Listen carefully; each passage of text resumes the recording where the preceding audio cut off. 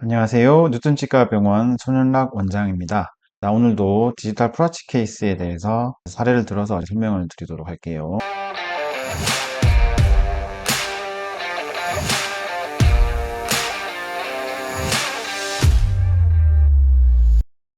최근에 오셨던 환자분 중에서 치주염이 심해가지고 치아가 다 흔들린다고 어떻게 치료를 해야 되는지 진단을 받으러 오셨거든요. 사진을 보면 2023년도 6월 8일 내원을 하셨고요. 나이는 이제 65세 남자분이셨어요. 지금 남아있는 치아에 잇몸염증이 심하고 이제 관리가 좀 잘 안 되고 있죠. 씹는 면에서 봤을 때 치아들의 배열 상태도 별로 좋지 않고, 측면에서 봤을 때 어금니 부위에 뿌리들이 많이 노출된 걸 확인할 수 있죠. 그래서 이분의 엑스레이 사진을 보면 남아있는 치아들이 흔들리고 뿌리를 잡아주고 있는 뼈에 많은 부분이 소실이 된 것을 확인할 수 있습니다. CT를 분석을 해보니까 오른쪽 위에 브릿지를 한 부위의 치아들이 잡고 있는 뼈가 많이 소실이 되면서 동요도도 심하고 발치가 좀 필요한 상황이고, 좌측의 구치부도 마찬가지로 CT상에서 뿌리가 노출된 게 확인이 되죠. 그리고 아래쪽에도 마찬가지로 좌우측 다 구치부에 남아있는 치아들이 뼈가 안 좋은 걸 확인할 수 있습니다. 이분 같은 경우는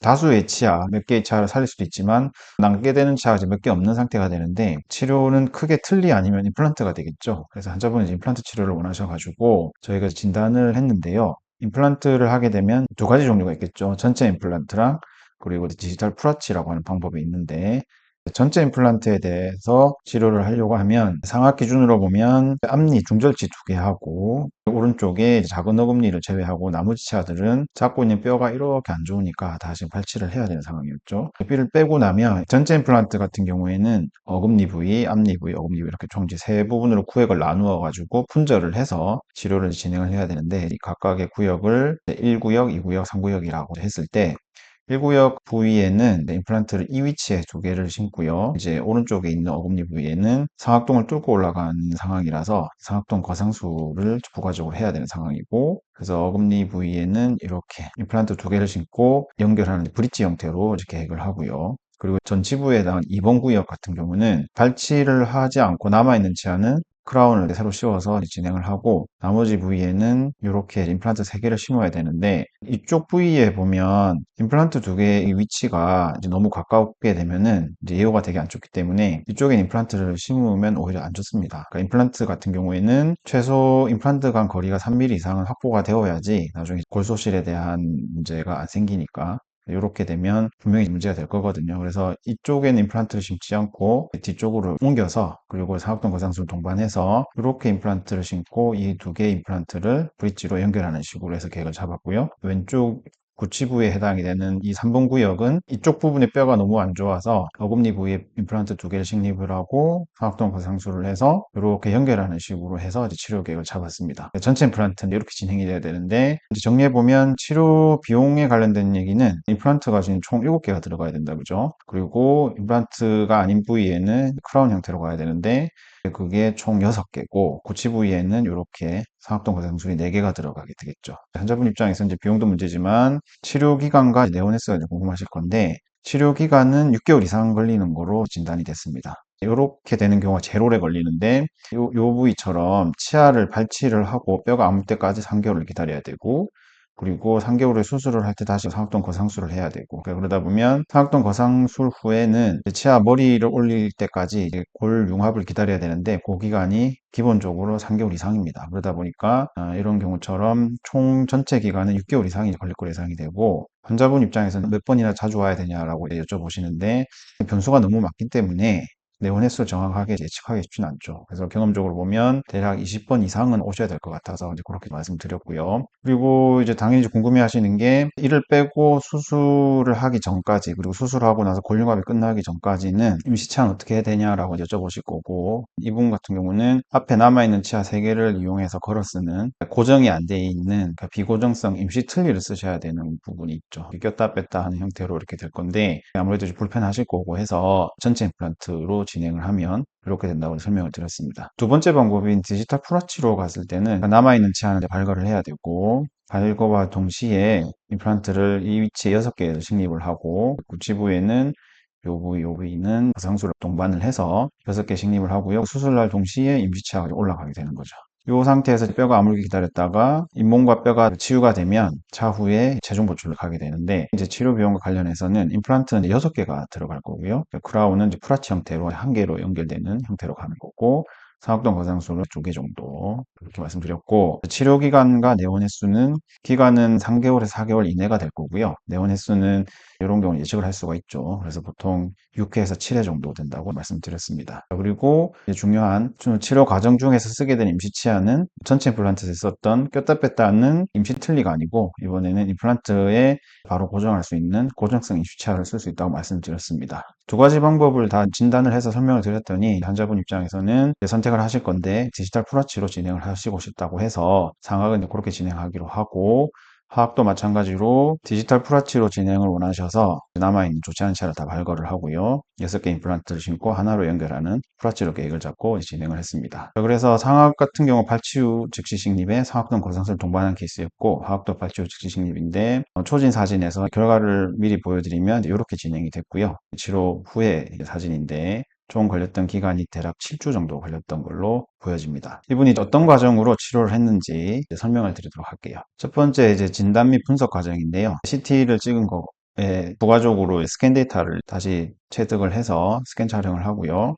그리고 분석 및 진단으로 들어갑니다. 환자분을 가지고 나면 병원 내에서 진단하고 분석을 진행을 하는데, 최종 보철의 위치 크기를 설정을 하고요. 그리고 가장 적절한 위치 임플란트 식립 방향을 잡게 되죠. 그래서 6개 임플란트의 위치를 이렇게 잡게 됐는데, 각각의 위치에서 골 밀도나 골 폭은 이렇게 진단이 됩니다. 오른쪽 위쪽에 이 부분은 잔존골이 이 정도밖에 안 돼서 상악동 거상술을 해야 되고, 그리고 거상술을 하기 위해서 필요한 수치들을 미리 다 체크를 합니다. 마찬가지로 왼쪽 구치부에도 상악동 거상술을 동반해서 수술을 해야 되고요. 이 부위에도 수치를 체크해서 상악동 거상술을 시행을 하면서 임플란트 수술을 같이 하게 되죠. 디자인한 대로 임플란트가 들어갈 수 있도록 수술 가이드를 디자인을 하고요.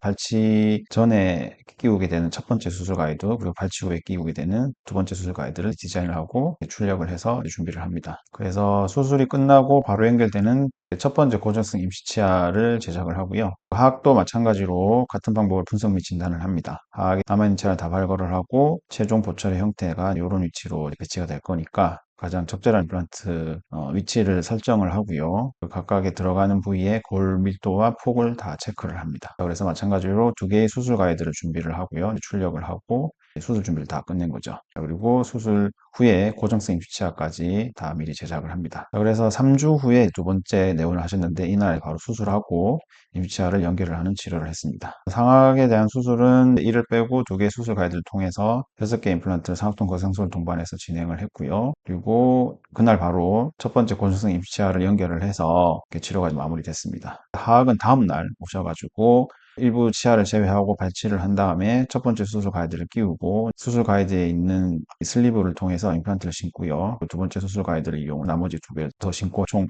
6개의 임플란트를 다 식립을 해서 수술이 끝난 직후에 총 12개의 임플란트가 들어간 걸 확인할 수 있습니다. 그래서 하악에도 미리 제작된 고정성 임시치아를 연결을 하고 마무리가 된 상태죠. 정면에서 본 사진이고 씹는 면에서 본 위아래 사진입니다.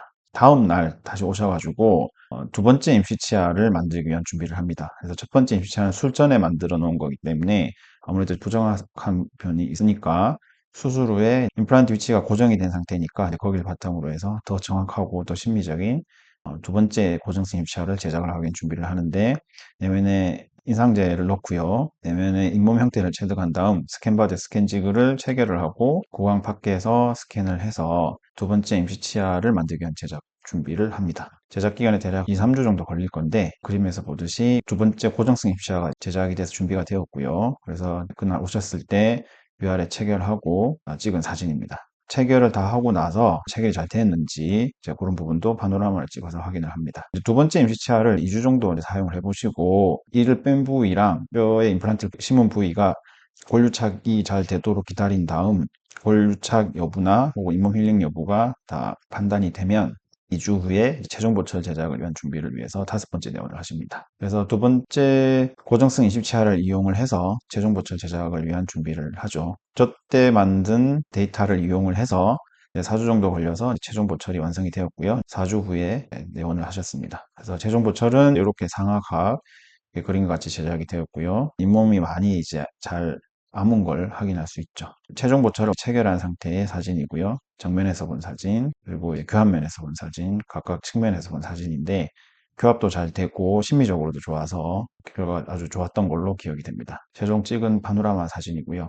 이번 같은 경우에는 소진이 2023년 6월 28일이었는데 치료가 완료된 시기가 8월 22일, 총 7주 정도 걸렸던 걸로 생각이 됩니다. 파노라마 사진에 술전과 술 후, 치료 완료 후에 사진을 보면 바뀐 걸 알 수가 있죠. 그래서 정리를 하면 위아래 모두 발치 후 즉시 식립이었고 상악 같은 경우 상악동 그상술도 동반을 했는데 치료 기간은 7주 정도 걸려서 전체 기간뿐만 아니라 내원 횟수도 7번 정도로 쉽게 끝낼 수 있었던 케이스고 환자분도 아주 만족하셨던 걸로 기억이 됩니다. 저분 같은 경우에는 전체 임플란트도 가능은 했지만 전체 임플란트와 디지털 프라치에 대해서 각각 진단을 내려드렸고 그 부분에 대해 각각 장단점을 설명을 드렸을 때 환자분의 프라치를 선택을 하셨는데 선택을 함으로 인해서 전체 치료 기간이 이제 많이 줄어들었고 내원 횟수도 줄어서 환자분도 만족하셔서 기억에 남는 케이스였습니다. 오늘은 전체 임플란트와 비교해서 프라치가 가지는 장점에 대한 부분 설명을 드렸는데 이상으로 오늘의 내용을 마무리하고요. 다음에도 다른 사례를 들고 찾아뵙도록 하겠습니다. 네, 감사합니다.